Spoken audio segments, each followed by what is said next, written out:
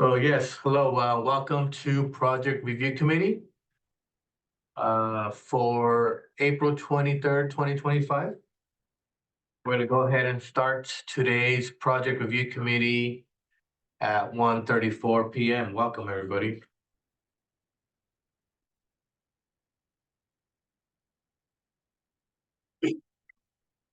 First up, I'm gonna go ahead and do roll call here for city staff. Starting with myself, Oscar Cepeda. I'll be the chairperson of Project Review Committee. I'm also the associate planner within the planning division. We're joined by Claudia Calderon, our Community Development Director, and also our zoning administrator. Jeff O'Neill also joins us as our city planner. Rocio Mejia joins us as our assistant planner. Derek Keller also joins us as our planning technician. From the engineering department, we're joined by Javier Sanchez, our engineering and project management director. With the fire department, we're joined by Clayton Dignam, our fire marshal. With building, we're joined by James Wickersham as our chief building official. From the Public Works Department, we're joined by Joe Baeza, our Field Services Superintendent for Streets. With the Parks Department, we're joined by Arthur Demarath as our Parks Superintendent, sorry. And also from our Public Works Department, Brianna Spry joins us as our Field Services Superintendent for Refuse. All right. That is all from city staff.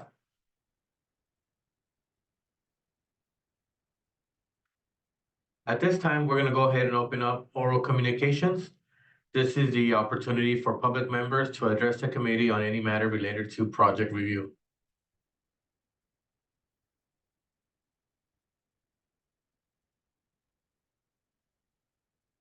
Seeing no members here in person, are there any members joining us online that would like to address the committee on any matter related to project review?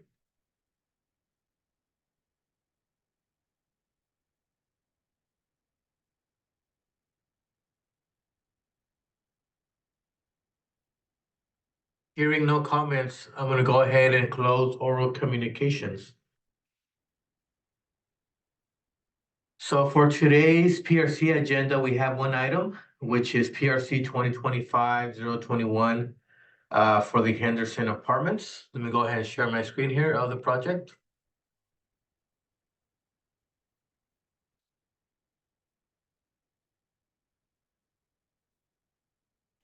Right, the applicant is proposing a multifamily residential development consisting of 38 total units. 34 units will be market rate, 2 units being very low income, and proposing 2 units of utilizing the accessory dwelling unit laws.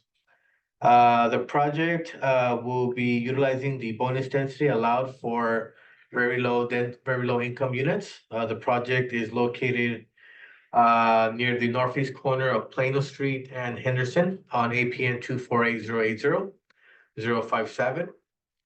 The property is zoned low medium density residential and it has a general plan land use designation of low medium density residential. As far as comments related to the project from the planning department, as stated, the zoning is low medium density residential. It does allow development of up to 11.3 units per net acre. This development is within the allowable density. Development is regulated by section 20104 of the Porterville Development Ordinance, complying with those development standards, meeting setbacks, supplemental regulations that include providing building entrances for the units, open space, private space, for example, which the project does propose those standards. We will include that in the letter that will be mailing to the applicant. Parking areas complying with 30410 of the development code. It does require 2 parking stalls for 2 bedroom units, 2 to 3 bedroom units. One of those stalls to be covered. Any landscaping complying with section 303 of the Development Code. Any proposed trash enclosures complying with 303.13 of the Development Code. Any fencing proposals also complying with section 300.03. Any signage proposals? It does allow for multifamily projects to have signage. One building mounted sign and one monument sign, not exceeding 32 square feet could be permitted. Also, there could be some street dedication or public improvements, depending on the site. Our engineering department would outline that, but that is also a comment that we'll be providing on our side. That's our preliminary comment at this time. Okay. Thank you. Next we'll start with Javier, since we brought up the public improvements comment. All right. Thanks, Oscar. So from engineering, we have, since the land there is bare, there'll be frontage improvements that are required. The circulation element calls for a minor arterial classification, which is 94-foot right of way. But what we're looking at is seeing if we can get that modified, because when you look at traffic count data, it's not as busy as what it was expected to be. And so I did see that on the plan. It showed some dedication, so that's good that that's accounted for. And we can always scale back a little bit if we arrive at that. But yeah, full curb gutter and sidewalk improvements. There'll be a landscape strip behind the sidewalk that's required. So our new standard deviates from what you see on that south side that has a sidewalk adjacent to it. So it'll be curb and gutter, landscape strip, and sidewalk.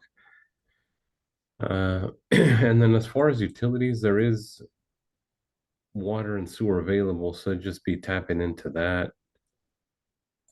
And for drainage, we do have a drain inlet there at the intersection of Henderson and Plano, but there is a gap in improvements from just east of the corner to where your project is. So it could either be, unless you're going to retain on site, they require either an extension of that pipe to your site, or if not, what you could benefit from is installing curb and gutter across the adjacent properties to get water, the drainage to flow out directly to that drain inlet.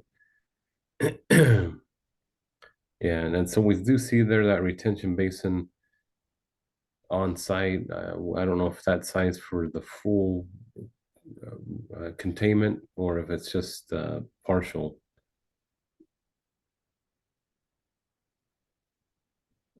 But we'll document these items I've listed off in the comment letter. Thank you, Javier. Next, we'll go with our fire department with Clayton. So the project shall comply with the latest applicable codes. Fire hydrants shall be placed based on distance and greater spacing than 300 feet. For multifamily residential applications, that's measured as a hose lays, not a straight line or a radius. So we'll take into account curves around corners, things like that. Where 2 or more hydrants are required for a project, the high fire hydrants shall be on a looped system. Depending on the location of existing fire hydrants and the required fire flow, additional hydrants may be required.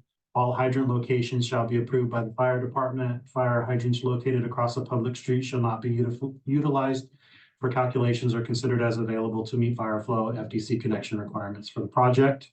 No structure greater than 400 feet from a fire hydrant. All hydrants must be in place and accepted by the fire department prior to any combustibles being brought onto the site. Project to meet the minimum fire flow requirements per the table in Appendix B of the most recently adopted edition of the California Fire Code by the City of Porterville, which is the 2022 edition. Fire sprinkler plans and calculations required. Underground plans shall be submitted with above ground plans. Fire alarm monitoring plans required. FDCs required to be placed within 50 feet of a fire hydrant in an approved location. Where the conditions permit FDC to be located no closer than 40 feet from the building. Maintain the 2 entry and exit points. I measured them, they're right on the window of half the diagonal distance, which is required by the fire code. Okay, So they're just barely skating through.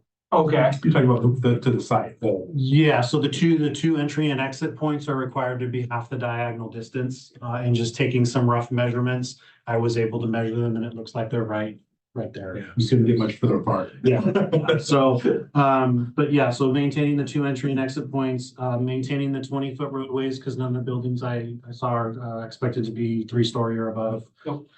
Fire extinguishers placed to comply with the currently adopted edition of the California Fire Code, no further than a 75-foot travel distance from each other.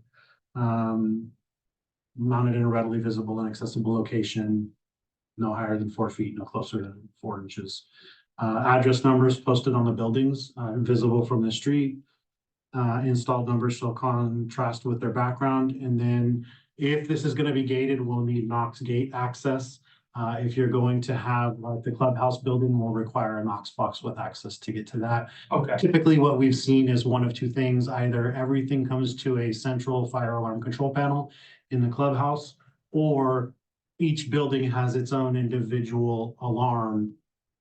We have some in town where they're actually in air conditioned boxes on the side of the building. oh, okay, So, and then each building just has its own alarm. oh, okay, So there's, a couple ways to do it, but that'll just be part of the plan. okay, So, but either yeah. or, Yeah, either or works for us. So, okay, yeah, that's pretty much it. Everything else looks to be accessible from the site. So are there any questions or? No, it sounds like you have a good comment list there, so. yeah, Yeah, and you'll get all of these comments with everything. So. okay. Good, Thank you. Next with building, with James. So. No initial comments during the PRC process. We will be, for the building department, we'll be sending this out to Interwest. I don't know if you guys have Oh, told. I do, Yeah. I've talked to us. So big projects for like this in the building department, we send it out. Are you gonna submit it electronically? Or paper? Probably, but I don't know what had. Well, if you requirements. do, we'll give you the email address to send everything through. okay, And then there's no deferred submittals. So everything has to be, so even anything that does the fire department, it's all on one permit.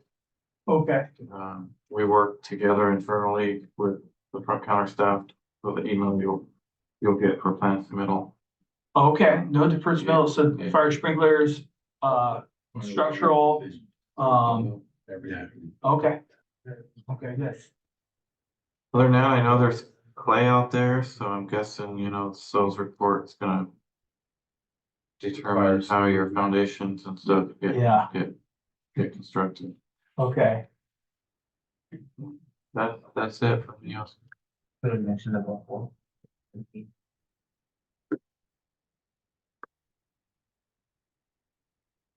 That's it for me. Thank you. Next with our Public Works Department with Brianna. I'm seeing the 2 double bin enclosures, but we actually are requiring triple bin enclosures due to state mandates. So we will need a minimum of 4 triple bin enclosures in there. And we can get you the standards for those. Okay,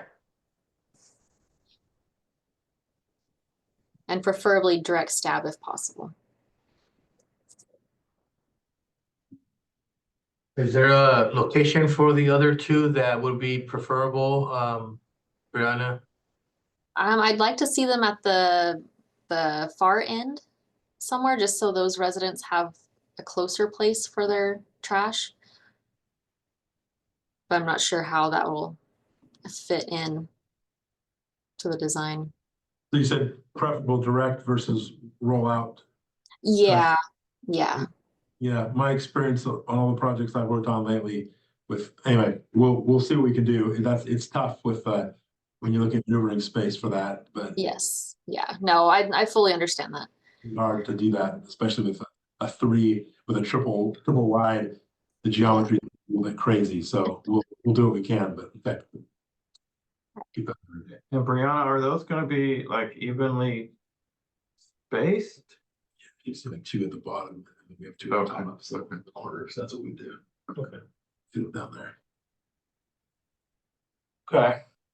Thank you. Next with Joe, for streets.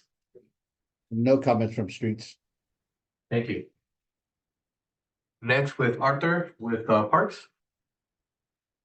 My only comment is that the trees that are being planted in the front of the landscaping, that they have a height at maturity of only 15 feet or less. So it doesn't get intermingled in the communication lines or electrical lines. Okay.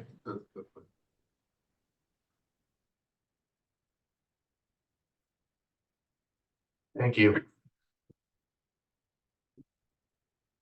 Also check the code when you do that, because there are minimum trimming heights over the sidewalk and road. So if they're gonna extend out, oh, sure, we're not just cutting the top of the tree off. Yeah, okay. Because I think over the sidewalk, it's like 10 feet. Over the roadways, there's a 12 and then there's a 16, depending on the type of road it is. Okay. You know what I mean? So We love recommendations on what kind of trees will fit those geometries. We do have a city approved street tree. tree list Yeah. that we can provide. Okay, yeah, that'd be good. Thank you. Oh, so yeah, it's red buds or something, too big, you know, whatever's on your list, but okay. Sounds good. Well, that's all comments from the departments. Are there any questions from the applicant regarding today's review of the project? I'm assuming, did I miss engineering because I was late? Sorry about that.